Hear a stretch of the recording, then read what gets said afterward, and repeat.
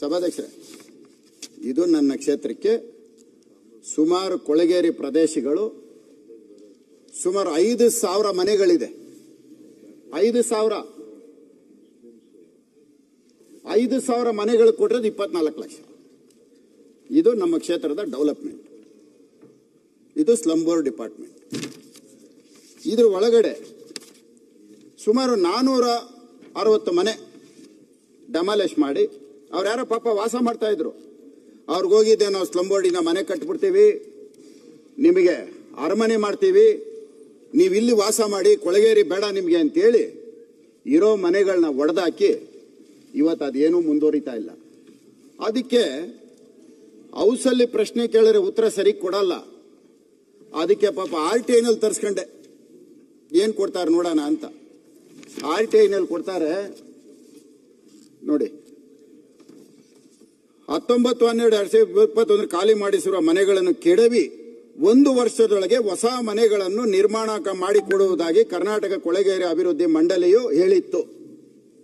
ಆದರೆ 4 ವರ್ಷವಾದರೂ ಮನೆಗಳನ್ನು ನಿರ್ಮಾಣ ಮಾಡಿಕೊಳ್ಳಲು ವಿಫಲವಾಗಿದ್ರೆ ವಿಳಂಬ ಕಾರಣದ ಬಗ್ಗೆ ಕೇಳಿದ್ರೆ ಸರ್ಕಾರ ಏನ್ ಹೇಳುತ್ತೆ ಅಂದ್ರೆ, ತಾವು ಕೋರಿರುವ ಮಾಹಿತಿಗೆ ಸಂಬಂಧಿತಂತೆ ಬಿಡುಗಡೆಯಾಗದ ಸರ್ಕಾರವು ಅನುದಾನ ನಿಗದಿತ ಸಮಯಕ್ಕೆ ಬಿಡುಗಡೆಯಾಗದ ಕಾರಣ ಸಚಿವರಲ್ಲಿ ತಾವು ಒಪ್ಕೊಂಡಿರೋದು, ಸರ್ಕಾರ 3 ವರ್ಷದಿಂದ ಇನ್ ಟೈಮಲ್ಲಿ ದುಡ್ಡು ಕೊಟ್ಟಿಲ್ಲ, ಕೆಲಸ ಮಾಡಕ್ ಆಗ್ತಾ ಇಲ್ಲ. ಇದು RTI ಡಾಕ್ಯುಮೆಂಟ್. ಅದ್ರಲ್ಲಿ ಮತ್ತೆ ಮುಂದುವರೆದು ಹೇಳ್ತಾರೆ ಏನಂತ, ಗುತ್ತಿಗೆದಾರರಿಗೆ ಬಿಲ್ಲುಗಳನ್ನು ಪಾವತಿಸಲಾಗದ ಕಾರಣ ಕಾಮಗಾರಿಯ ಪ್ರಗತಿ ಕುಂಠಿತವಾಗಿರುತ್ತದೆ. ಯಾರ ತಪ್ಪು? ಕಾಂಟ್ರಾಕ್ಟರ್ಗಳು ಸ್ಟ್ರೈಕ್ ಮಾಡಬಾರ್ದಾ? ಕಾಂಟ್ರಾಕ್ಟರ್ಗಳು ಬೀದಿಗೆ ಬೀಳಬಾರ್ದಾ? ಕಾಂಟ್ರಾಕ್ಟರ್ಗಳು ಮನೆ ಮಠ ಮಾರ್ಕೋಬೇಕಾ? ಉಪವಾಸ ಸತ್ಯಾಗ್ರಹ ಮಾಡಬಾರ್ದು, ಧರಣಿ ಮಾಡಬಾರ್ದು. ನೀವ್ ಹೇಳಿರೋ ಮಾತಿದು. ಸರ್ಕಾರದಿಂದ ಅನುದಾನ ಬಿಡುಗಡೆಯಾಗಿಲ್ಲ ಅಂತ ಹೇಳಿದಿರಿ. ಆಯ್ತು, ಅಲ್ಲಿಂದ ಮುಂದುವರೆದ್ರೆ 450 ಫಲಾನುಭವಿಗಳು 10,000 ರೂಪಾಯಿ ಮಾತ್ರ ಕೊಟ್ಟಿದ್ದಾರೆ. 450 ಫಲಾನುಭವಿಗಳು ಒಡೆದಾಕಿರೋದು 450 ಮನೆ, 10,000 ಮಾತ್ರ ಕೊಟ್ಟಿದ್ದಾರೆ. ಇನ್ನೂ 90,000 ಕೊಟ್ರೆ ನಾವು ಕಾಮಗಾರಿ ಪ್ರಾರಂಭ ಮಾಡ್ತೀವಿ ಅಂದ್ರೆ ಅವನೊಬ್ಬ ಬಡವ, ಅವನ ಮನೆಯಲ್ಲಿರೋ ಪಾತ್ರೆ ಸಾಮಾನು ಎಲ್ಲ ಮಾರು 10,000 ಬರ್ತಾ ಇರಲಿಲ್ಲ. ಅವನಿಗೆ 1 ಲಕ್ಷ ನಿಗದಿ ಮಾಡಿದಿರಿ, 10,000 ಕೊಟ್ಟಿದ್ದಾನೆ, 90,000 ಕೊಟ್ರೆ ಕಾಮಗಾರಿ ಪ್ರಾರಂಭ ಮಾಡೋದು. ಅಂದ್ರೆ ಅವನು ಮನೆ ಮಠ ಇಲ್ಲದೆ ಇರೋನು 90,000 ಕೊಟ್ರೆ ನೀವು ಸರ್ಕಾರದಿಂದ ಪ್ರಾರಂಭ ಮಾಡ್ತೀರಿ. ಅವನು ಕೊಟ್ಟಿಲ್ಲ ಅಂದ್ರೆ ನಿಮ್ಮ ಹತ್ರ ಪ್ರಾರಂಭ ಮಾಡಕ್ ಅನುದಾನ ಇಲ್ಲ. ನೀವು ಒಪ್ಕೊಂಡಿರೋದು, ನಾನು ಹೇಳ್ತಾ ಇರೋದಲ್ಲ, ನಿಮ್ಮ RTI ದಾಖಲೆ. ನಿಮ್ಮ ಸ್ಲಮ್ ಬೋರ್ಡ್ ಎಷ್ಟು ಚೆನ್ನಾಗಿ ಕೆಲಸ ಮಾಡ್ತಾ ಇದೆ ಅಂದ್ರೆ, ಸಭಾಧ್ಯಕ್ಷರೇ, ಯಾವ್ದನ್ನ ಒಂದು ದಾಖಲೆಯಲ್ಲಿ ಸಹಿ ಮಾಡಿದ್ರೆ ಆ ದಾಖಲೆಯಲ್ಲಿ ಇರ್ತಕ್ಕವ್ರು ಎಲ್ಲರೂ ಸಹ ಜವಾಬ್ದಾರರಾಗ್ತಾರೆ. ಉದಾಹರಣೆಗೆ ತಾವು ಯಾವ್ದನ್ನ ಆಸ್ತಿ ಖರೀದಿ ಮಾಡಿರ್ತೀರಿ, ನಾನು ಸಹ ಖರೀದಿ ಮಾಡ್ತೀನಿ. ಹಿಂದೆ ಮೈಸೂರು ಸಂಸ್ಥಾನ ಇರುವಾಗ ಗಂಡಬೇರುಂಡ ಲಾಂಛನ ಇರ್ತಾ ಇತ್ತು. ಗಂಡಬೇರುಂಡ ಲಾಂಛನ ಆದ್ಮೇಲೆ ಸ್ವಾತಂತ್ರ್ಯ ಬಂದ ಮೇಲೆ ಅದು ಅಶೋಕ ಸ್ತಂಭದ ಚಿಹ್ನೆ ಬಂತು. ಅದ್ರಲ್ಲಿ ನಾವೆಲ್ಲರೂ ಒಪ್ಪಿಗೆ ಸಹಿ ಕರಾರು ಪತ್ರ ನೋಂದಣಿ ಪತ್ರ ಮಾಡ್ಕೊಂತೇವೆ. ಮಾನ್ಯ ನಮ್ಮ ವಸತಿ ಸಚಿವರು ಫೋಟೋ, ಮುಖ್ಯಮಂತ್ರಿಗಳ ಫೋಟೋ ಹಾಗೂ ಉಪಮುಖ್ಯಮಂತ್ರಿಗಳ ಫೋಟೋ ಹಾಕ್ಬಿಟ್ಟು ಸಹಿ ಮಾಡಿದ್ರೆ ಯಾರು ಹೊಣೆ? ಇದಕ್ಕೆ 7 ಹಕ್ಕುಪತ್ರಗಳು, 7 ಹಕ್ಕುಪತ್ರ ಬೋಗಸ್ ಡಾಕ್ಯುಮೆಂಟ್ ವಿತ್ ಡಾಕ್ಯುಮೆಂಟ್ಸ್ ನಿಮ್ಮ ಹತ್ರ ಮಾತಾಡ್ತಾ ಇದ್ದೀನಿ. ಇದರಲ್ಲಿ ಸಹಿ ಮಾಡಿರೋರ್ನ ಇಟ್ಕೊಂಡ್ಲಾ, ಮೇಲ್ಗಡೆ ನಿಮ್ಮ ಫೋಟೋಗಳಿದೆ, ನಿಮ್ಮನ್ನು ಸೇರಿಸಿ ತನಿಖೆ ಮಾಡಬೇಕಾ? ನೀವು ಭಾಗಿಯಾಗಿದ್ದೀರಿ ಅನ್ಕೋಬೇಕಾ? ಅಥವಾ ನಿಮಗೆ ಗೊತ್ತಿಲ್ಲದೆ ಇವರೇ ಭಾಗಿಯಾಗಿದ್ದಾರೆ ಅನ್ಕೋಬೇಕಾ? ಯಾರಿದು ಕೊನೆ? ನಿಮ್ಮ ಹೆಸರಿರೋಂತ ನಿಮ್ಮ ಫೋಟೋ ಇರೋ ಪತ್ರ ಇದು ಹಕ್ಕುಪತ್ರ. ಕಮಿಷನರ್ ಅವ್ರಿಗೆ ಫೋನ್ ಮಾಡಿದೆ, ಇದರ ನೈಜತೆ ಬಗ್ಗೆ ನನಗೆ ಮಾಹಿತಿ ಕೊಡಿ ಅಂತ ಕೇಳಿದೆ. ಅದಕ್ಕೆ ಅವ್ರು ಹೇಳ್ತಾರೆ, ಸರ್ ಈಗ ನನ್ನ ಗಮನಕ್ಕೆ ಬಂದ್ಬಿಟ್ಟಿದೆ ಅಂದ್ರೆ ನಾನು ಕೇಳಿದ ಮೇಲೆ ಗಮನಕ್ಕೆ ಬಂದ್ಬಿಡ್ತಂತೆ. ಈಗ ಪ್ರಶ್ನೆ ಏನಂತ ಕೇಳಿ ಸಭಾಧ್ಯಕ್ಷರೇ, ಹೆಂಗಿರೋ ಸಮಯವಿದೆ, ಬೇಕಾದಷ್ಟು ತಾವೆಷ್ಟು ಒಳ್ಳೆ ಕೆಲಸ ಮಾಡ್ತೀರಂದ್ರೆ ಮುನಿರತ್ನಂಗೆ ತೊಂದರೆ ಆಗ್ಬಾರ್ದು ಅಂತ ಪ್ರಶ್ನೆ ನಾನು ಲಾಸ್ಟ್ ಅಲ್ಲಿ ಹಾಕ್ಬಿಟ್ಟಿದ್ದೀನಿ. ನೀವು ಲಾಸ್ಟ್ ಕೊಟ್ಟಾಗ ಲಾಸ್ಟ್ಗೆ ಆಗ್ತದೆ. ಅದೇ ಇಲ್ಲ ಸಭಾಧ್ಯಕ್ಷರೇ, ನನ್ನ ಮೇಲೆ ತಮ್ಗೆ ಬಹಳ ಅಭಿಮಾನ, ಅದಕ್ಕೆ ಲಾಸ್ಟ್ ಇದೆ. ಈಗ ನೀವು ಪ್ರಶ್ನೆ ಕೇಳಿ, ಅದನ್ನೇ ಬಿಡಿ ಸಭಾಧ್ಯಕ್ಷರೇ, ಉತ್ತರ ಕೊಡ್ಲಿ. ಕೊಡ್ತಾರೆ. ಒಂದ್ ನಿಮಿಷ ಹೇಳ್ಬಿಡ್ತೀನಿ ಸಭಾಧ್ಯಕ್ಷರೇ. ಕಮಿಷನರ್ ಫೋನ್ ಮಾಡಿದೆ, ಸ್ವಾಮಿ 7 ಹಕ್ಕುಪತ್ರಗಳು ಬೋಗಸ್ ಆಗಿದೆ, ಅದರ ನೈಜತೆ ಬಗ್ಗೆ ಏನೇನು ದಾಖಲೆಗಳಾಗಿದೆ, ಯಾರ್ಯಾರು ಮಂಜೂರಾತಿ ಕೊಟ್ಟಿದ್ದಾರೆ ಅದ್ರದ್ದೆಲ್ಲ ದಾಖಲೆ ಕೊಡಿ ಅಂತ ಕೇಳಿದೆ. ಅದಕ್ಕೆ ಅವರೇನಂದ್ರು ಗೊತ್ತಾ, ಸರ್ ನನಗೆ ಇನ್ನೂ ಏನು ಗಮನಕ್ಕೆ ಬಂದಿಲ್ಲ ಅಂತ ಹೇಳ್ಬಿಟ್ಟು ಮಾರನೇ ದಿನ ಪೊಲೀಸ್ ಕಂಪ್ಲೇಂಟ್ ಕೊಟ್ಟಿದ್ದೀನಿ ಸರ್, ಇದೆಲ್ಲ ಬೋಗಸ್ ಡಾಕ್ಯುಮೆಂಟ್ ಅಂತ ಪೊಲೀಸ್ ಕಂಪ್ಲೇಂಟ್ ಕೊಡ್ತಾರೆ. ಅದಕ್ಕೆ ಚರ್ಚೆ ಮಾಡ್ಲಿಕ್ಕೆ ಕನ್ವರ್ಟ್ ಮಾಡ್ಬೇಕಾ? ಹೇಳ್ತೀನಿ ಸಭಾಧ್ಯಕ್ಷರೇ, ಸ್ವಲ್ಪ ಫ್ರೀ ಬಿಟ್ಬಿಡಿ ಸಭಾಧ್ಯಕ್ಷರೇ. ಈಗ ಪ್ರಶ್ನೆಗೆ ಸೀಮಿತ. ನನ್ನ ಮೇಲೆ ನಿಮ್ಗೆ ಅಭಿಮಾನನೇ ಇಲ್ಲ ಸಭಾಧ್ಯಕ್ಷರೇ. ಸಭಾಧ್ಯಕ್ಷರೇ ಉತ್ತರ ಕೊಡ್ತಾರೆ. ಇದೇನು ಕ್ವಶನ್ ಆನ್ಸರ್ ಇದು? ಅಯ್ಯಯ್ಯೋ, ಅಲ್ಲ ಕ್ವಶನ್ ಆನ್ಸರ್. ಒಂದ್ ಕೆಲಸ ಮಾಡಿ, ಒಂದ್ ಕೆಲಸ ಮಾಡಿ, ಉತ್ತರ ಕೊಡ್ಬೇಕು. ಮತ್ತೆ ಮಾತಾಡ್ಲಿ. ಈಗ ನಾನೇ ಕೊಡ್ತಾರೆ ಬಿಡಿ ಸರ್. ಉತ್ತರ ನಾನೇ ಹೇಳ್ಬಿಡ್ತೀನಿ ಒಂದ್ ಲೈನ್ ಅಲ್ಲಿ, ಇದೆಲ್ಲ ಸರಿಗಿದೆ ಅಂತ ಹೇಳ್ಬಿಟ್ರೆ ಮುಗಿದೋಯ್ತಪ್ಪ. ಆಯ್ತು ಮುನರತ್ನ ಅವರೇ, ಸಭಾಧ್ಯಕ್ಷರೇ ಹೇಳಿ ಸಭಾಧ್ಯಕ್ಷರೇ. ಹೇಳಕ್ಕೆ ಬಿಡ್ತಾ ಇಲ್ಲ. ಇದು ಕಮಿಷನರ್ ಪೊಲೀಸ್ ಕಂಪ್ಲೇಂಟ್ ಕೊಡ್ತಾರೆ, ಕಮಿಷನರ್ ಪೊಲೀಸ್ ಕಂಪ್ಲೇಂಟ್ ಕೊಡ್ತಾರೆ. ನೀವೇನಾದ್ರು ಸಸ್ಪೆಂಡ್ ಮಾಡಿದ್ರಾ? ಅವ್ರ ಮೇಲೆ ಏನು ಆಕ್ಷನ್ ಏನ್ ಮಾಡ್ಬೇಕು ಹೇಳಿ ನೀವು? ಅವರೇ ಹೇಳ್ಬೇಕು. ಆಯ್ತಾಗ ಮಾತಾಡ್ಲಿ, ಮಾತಾಡ್ಲಿ. ಈಗ ಸರ್ಕಾರದ ಪ್ರಶ್ನೆ ಆಯ್ತು, ನಕಲಿ ದಾಖಲೆ ಮಾಡಿ ಕೊಡ್ಲಿ ಅವರು. ಇವತ್ತವರೆಗೂ ನೀವೇನ್ ಕ್ರಮ ತಗೊಂಡಿದ್ದೀರಿ? ಉತ್ತರ ಕೊಡ್ಲಿ ಅವರು. ಕೂತ್ಕೊಳ್ಳಿ, ಒಂದೊಂದಾಗಿ ಹೇಳ್ತೀನಿ.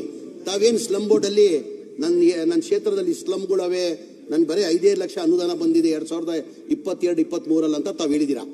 ತಾವೇ ತಮ್ಮದೇ ಸರ್ಕಾರ ಇತ್ತು, ತಾವು ಮಂತ್ರಿ ಆಗಿದ್ದೀರಾ. ತಾಯಿರುವಾಗ ಏನಕ್ಕೆ 5 ಲಕ್ಷ ತಗೊಂಡು ತಮ್ಮದೇ ಸರ್ಕಾರ ಇತ್ತಿಲ್ಲ?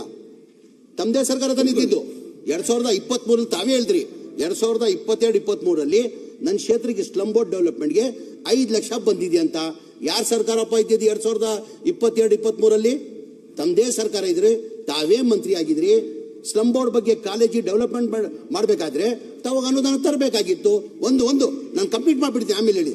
ಆಮೇಲೆ 2023-24 ನಮ್ಮ ಸರ್ಕಾರದಲ್ಲಿ 14,65,000 ಕೊಟ್ಟಿದ್ದೀವಿ. ಆಮೇಲೆ 25-26 10 ಲಕ್ಷನ ಕೊಟ್ಟಿದ್ದೀವಿ. ತಾವು ಏನು ಪ್ರಪೋಸಲ್ ಕೊಟ್ಟಿದ್ದು ತಮಗೆಲ್ಲ ಗೊತ್ತಿದ್ದಂಗೆ, ತಾವು ಸರ್ಕಾರದಲ್ಲಿ ಮಂತ್ರಿಯಾಗಿ ಕೆಲಸ ಮಾಡಿದ್ದೀರಾ.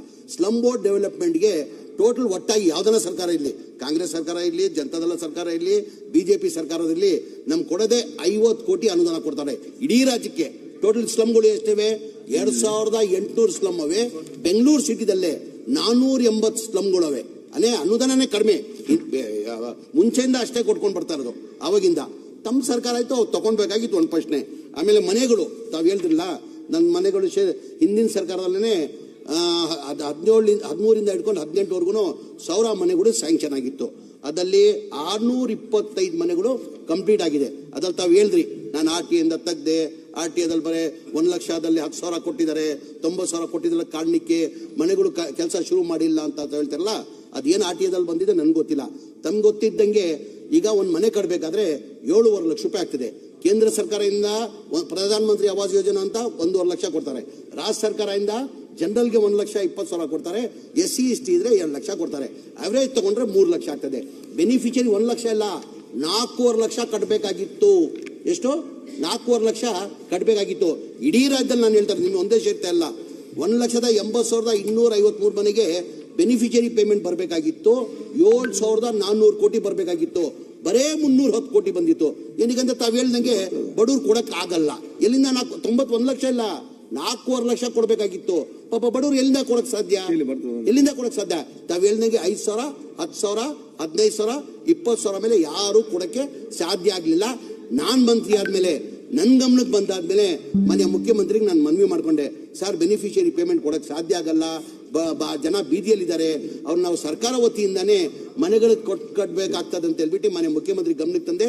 ಅವ್ರ ಕ್ಯಾಬಿನೆಟ್ ತಂದು ಅಪ್ರೂವ್ ಮಾಡಿ 2024 ನಾವು ಕ್ಯಾಬಿನೆಟ್ ತಂದು ಅಪ್ರೂವ್ ಮಾಡಿದಾದ್ಮೇಲೆ 36,789 ಮನೆ ನಿಮ್ಮ ಸ್ನೇಹಿತರದಲ್ಲೇ ಸೋಮಶೇಖರ್ ಕ್ಷೇತ್ರದಲ್ಲೇ ಕಾರ್ಯಕ್ರಮ ಮಾಡಿ ನಾವು ಪಕ್ಷ ನೋಡಿಲ್ಲ, ನಾವು ಅವ್ರ ಕ್ಷೇತ್ರದಲ್ಲೇನೆ ಬಿಜೆಪಿ ಕ್ಷೇತ್ರದಲ್ಲೇನೆ ಕಾರ್ಯಕ್ರಮ ಮುಖ್ಯಮಂತ್ರಿ ಒಂದು ನಿಮಿಷ ಗುರುಗಳೇ, ಏನಿದು ಮಾತಾಡುವಾಗ ಬಿಜೆಪಿ ಕ್ಷೇತ್ರದಲ್ಲೇ ನಾವು ಪಕ್ಷ ನೋಡಿಲ್ಲ.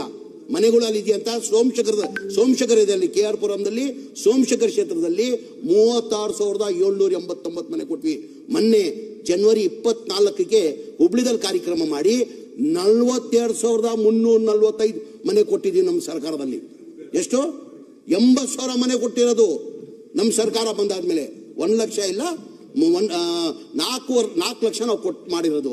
ದಯಮಾಡಿ ಇದು ಅರ್ಥ ಮಾಡ್ಕೊಂಡು ಬಯಸ್ಕೊಂಡು ಇನ್ನೊಂದು ತಾವು ಹೇಳಿದ್ರಿ ಕಂಪ್ಲೀಟ್ ಮಾಡಿಬಿಡ್ತೇನೆ. ಆಮೇಲೆ ಹಕ್ಕುಪತ್ರ ಯಾವುದೋ ಇಲ್ಲಿಗಲ್ 7 ಹಕ್ಕುಪತ್ರ ಕೊಟ್ಟಿದ್ದೀರಾ ನನಗೆ ಈಗ ಮಾಹಿತಿ ಬಂದಿದೆ. ಈಗ ಅವ್ರ ಮೇಲೆ ಕಂಪ್ಲೇಂಟ್ ಕೊಟ್ಟಿದ್ದೀವಿ. ಅವ್ರು ಯಾರು ಮಾಡಿದಾರೆ ಕ್ರಮ ತಗೊಂತಾರೆ. ಈಗ ತಮಗೆಲ್ಲ ಗೊತ್ತಿದೆ, ಯಾರೋ ಫೋಟೋ ಆಗ್ಬಿಟ್ಟು ಯಾರು ಸಿಗ್ನೇಚರ್ ಏನಂತ ಗೊತ್ತಿಲ್ಲ. ತಾವು ಈಗ ತೋರಿಸಿದ್ರೆ ತಾವು ನಾನು ನೋಡ್ತೀನಿ. ಈಗ ತಾವು ನನ್ನ ಜೊತೆ ಬನ್ನಿ. ಈಗಲೇ ಕಮಿಷನರ್ ಇಲ್ಲೇ ಇದ್ದಾರೆ, ಸೆಕ್ರೆಟರಿ ಇಲ್ಲೇ ಇದ್ದಾರೆ. ಯಾರು ತಪ್ಪು ಮಾಡಿದ್ದಾರೆ ಅವ್ರ ಮೇಲೆ ಯಾರನ್ನ ಇರಲಿ ಅವ್ರ ಮೇಲೆ ನಾವು ಕ್ರಮ ತಗೊಂತೀವಿ. ನಗರದ್ದು ಇವರು ಇಡೀ ರಾಜ್ಯದ್ದು 40,000 ಹೇಳಬೇಕಿಲ್ಲ. ನೀವು ಹೇಳಿದ್ರೆ ನಿಮ್ದು ಹೇಳ್ದೆ ನಾನು ನಿಮ್ಮ ವಿಷಯ ಹೇಳಿದೀನಿ. ಮಾಹಿತಿ 35,000 ಮಾಹಿತಿ ಕೊಡ್ಬೇಕಾನೆ ನಾನು.